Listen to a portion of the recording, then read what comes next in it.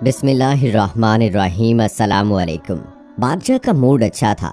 وہ نوجوان وزیر کی طرف مڑا اور مسکرا کر پوچھا، تمہاری زندگی کی سب سے بڑی خواہش کیا ہے؟ وزیر شرما گیا۔ اس نے منہ نیچے کر لیا۔ بادشاہ نے کہا لگایا اور بولا، تم گھبراؤ مت، بس اپنی زندگی کی سب سے بڑی خواہش بتاؤ۔ وزیر گھٹنوں پر جھکا اور عاجزی سے بولا، حضور، آپ دنیا کی خوبصورت ترین سلطنت کے مالک ہیں۔ میں جب بھی یہ سلطنت دیکھتا ہوں تو میرے دل میں خواہش پیدا ہوتی ہے، اگر اس کا 10واں حصہ میرا ہوتا تو میں دنیا کا خوش نصیب ترین شخص ہوتا۔ وزیر خاموش ہو گیا۔ بادشاہ نے کہا لگایا اور بولا، میں اگر تمہیں اپنی آدھی سلطنت دے دوں تو؟ وزیر نے گھبرا کر اوپر دیکھا اور عاجزی سے بولا، بادشاہ سلامت، یہ کیسے ممکن ہے؟ میں اتنا خوش قسمت کیسے ہو سکتا ہوں؟ بادشاہ نے فوراً سیکریٹری کو بلایا اور اسے 2 احکامات لکھنے کا حکم دیا۔ بادشاہ نے پہلے حکم کے ذریعے اپنی آدھی سلطنت نوجوان وزیر کے حوالے کرنے کا فرمان جاری کر دیا۔ دوسرے حکم میں بادشاہ نے وزیر کا سر قلم کرنے کا آرڈر دے دیا۔ وزیر دونوں احکامات پر حیران رہ گیا۔ بادشاہ نے احکامات پر مہر لگائی اور وزیر کی آنکھوں میں آنکھیں ڈال کر بولا، تمہارے پاس 30 دن ہے۔ تم نے ان 30 دنوں میں صرف 3 سوالوں کے جواب تلاش کرنا ہے۔ تم کامیاب ہو گئے تو میرا دوسرا حکم منسوخ ہو جائے گا اور تمہیں آدھی سلطنت مل جائے گی، اور اگر تم ناکام ہو گئے تو پہلا حکم خارج سمجھا جائے گا اور دوسرے حکم کے مطابق تمہارا سر اتار دیا جائے گا۔ وزیر کی حیرت پریشانی میں بدل گئی۔ بادشاہ نے اس کے بعد فرمایا، میرے 3 سوال لکھ لو۔ وزیر نے لکھنا شروع کر دیا۔ بادشاہ نے کہا، انسان کی زندگی کی سب سے بڑی سچائی کیا ہے؟ وہ رکا اور بولا، دوسرا سوال۔ انسان کی زندگی کا سب سے بڑا دھوکہ کیا ہے؟ وہ رکا اور پھر بولا، تیسرا سوال۔ انسان کی زندگی کی سب سے بڑی کمزوری کیا ہے؟ بادشاہ نے اس کے بعد نقارے پر چوٹ لگوائی اور آواز بلند فرمایا، تمہارا وقت شروع ہوتا ہے اب۔ وزیر نے دونوں پروانے اٹھائے اور دربار سے دوڑ لگا دی۔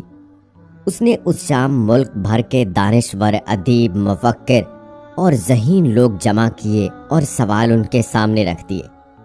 ملک بھر کے دانشور ساری رات بحث کرتے رہے، لیکن وہ پہلے سوال پر ہی کوئی کنسنسس ڈیولپ نہ کر سکے۔ وزیر نے دوسرے دن دانشور بڑھا دیے، لیکن نتیجہ وہی نکلا۔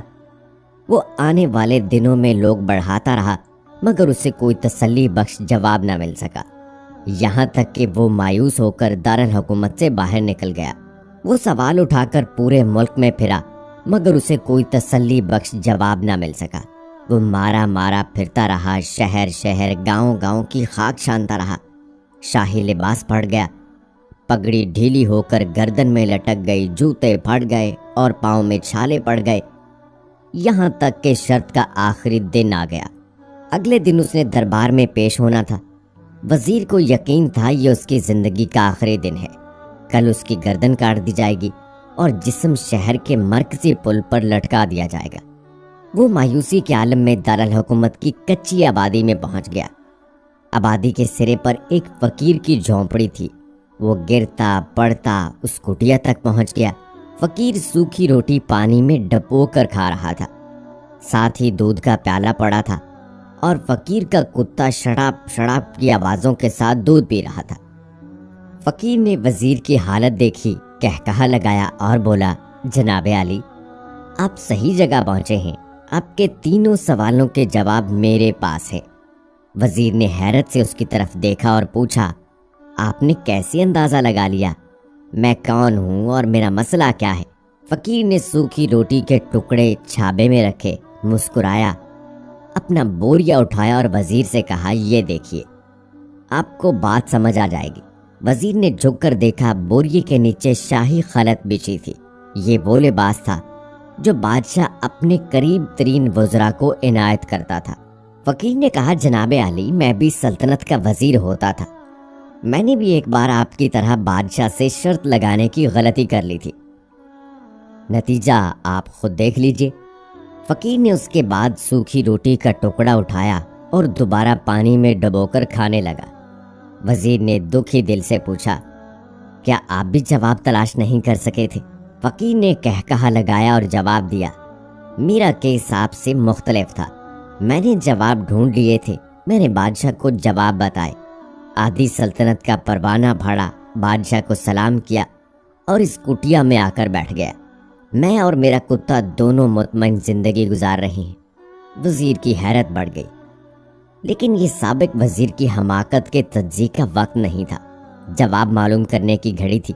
چنانچہ وزیر اینکر پرسن بننے کے بجائے فریادی بن گیا اور اس نے فقیر سے پوچھا، کیا آپ مجھے سوالوں کے جواب دے سکتے ہیں؟ فقیر نے ہاں میں گردن ہلا کر جواب دیا، میں پہلے 2 سوالوں کا جواب مفت دوں گا، لیکن تیسرے جواب کے لیے تمہیں قیمت ادا کرنا ہوگی۔ وزیر کے پاس شرط ماننے کے سوا کوئی آپشن نہیں تھا، اس نے فوراً ہاں میں گردن ہلا دی۔ فقیر بولا، دنیا کی سب سے بڑی سچائی موت ہے۔ انسان کوئی بھی ہو، کچھ بھی ہو، وہ اس سچائی سے نہیں بچ سکتا۔ وہ رکا اور بولا، انسان کی زندگی کا سب سے بڑا دھوکہ زندگی ہے۔ ہم میں سے ہر شخص زندگی کو دائمی سمجھ کر اس کے دھوکے میں آ جاتا ہے۔ فقیر کے دونوں جواب ناقابل تردید تھے۔ وزیر سرشار ہو گیا۔ اس نے اب تیسرے جواب کے لیے فقیر سے شرط پوچھی۔ فقیر نے کہا لگایا، کتے کے سامنے سے دودھ کا پیالہ اٹھایا، وزیر کے ہاتھ میں دیا اور کہا، میں آپ کو تیسرے سوال کا جواب اس وقت تک نہیں دوں گا جب تک آپ یہ دودھ نہیں پیتے۔ وزیر کے ماتھے پر پسینہ آ گیا، اس نے نفرت سے پیالہ زمین پر رکھ دیا۔ وہ کسی قیمت پر کتے کا جھوٹا دودھ نہیں پینا چاہتا تھا۔ فقیر نے کندھے اچکائے اور کہا، اوکے، تمہارے پاس اب 2 راستے ہیں، تم انکار کر دو اور شاہی جلاد کل تمہارا سر اتار دے، یا پھر تم یہ آدھ پاؤ دودھ پی جاؤ اور تمہاری جان بھی بچ جائے اور تم آدھی سلطنت کے مالک بھی بن جاؤ۔ فیصلہ برحال تم نے کرنا ہے۔ وزیر مخمسے میں پھنس گیا۔ ایک طرف زندگی اور آدھی سلطنت تھی اور دوسری طرف کتے کا جھوٹا دودھ تھا۔ وہ سوچتا رہا یہاں تک کہ جان اور مال جیت گیا اور سیلف ریسپیکٹ ہار گئی۔ وزیر نے پیالہ اٹھایا اور ایک ہی سانس میں دودھ پی گیا۔ فقیر نے کہا لگایا اور بولا، میرے بچے، انسان کی سب سے بڑی کمزوری غرض ہوتی ہے، یہ اسے کتے کا جھوٹا دودھ تک پینے پر مجبور کر دیتی ہے، اور یہ وہ سچ ہے جس نے مجھے سلطنت کا پروانہ پھاڑ کر اس کٹیا میں بیٹھنے پر مجبور کر دیا تھا۔ میں جان گیا تھا میں جوں زندگی کے دھوکے میں آؤں گا، میں موت کی سچائی کو فراموش کرتا جاؤں گا، اور میں موت کو جتنا فراموش کرتا رہوں گا میں اتنا ہی غرض کی دلدل میں دھنستا چلا جاؤں گا، اور مجھے روز اس دلدل میں سانس لینے کے لیے غرض کا غلیظ دودھ پینا پڑے گا۔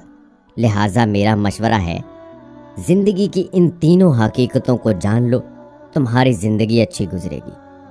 وزیر خجالت، شرمندگی اور خود ترسی کا تحفہ لے کر فقیر کی کٹیا سے نکلا اور محل کی طرف چل پڑا۔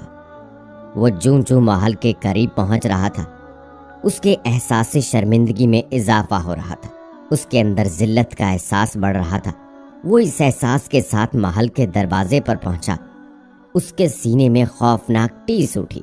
وہ گھوڑے سے گرا، لمبی ہچکی لی اور اس کی روح کف سے انتری سے پرواز کر گئی۔